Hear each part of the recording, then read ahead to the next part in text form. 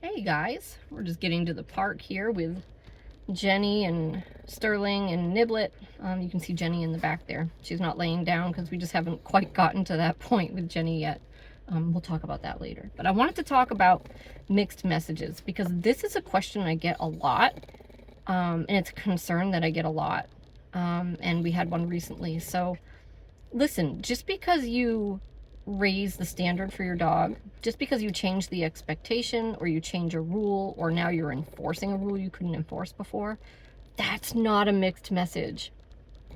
So a mixed message would be punishing something you want or rewarding something you don't want, right?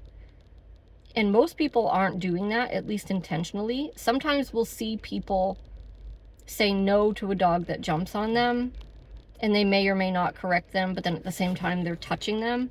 That's a mixed message, right? Because you're sending both reward and punishment signals, and it makes no sense. But just changing your rule or now enforcing a rule, that's not a mixed message. That's totally fine, right? So that's really the whole point in your training, is like now you can enforce the rules where you couldn't before. So even if your dog is a little confused at first, and they might be, but don't get hung up on that.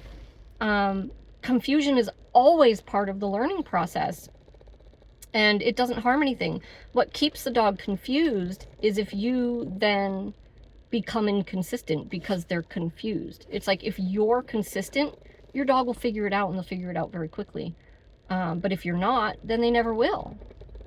So it's really important to be consistent and to just be sure that we are rewarding what we want and we are punishing what we don't want.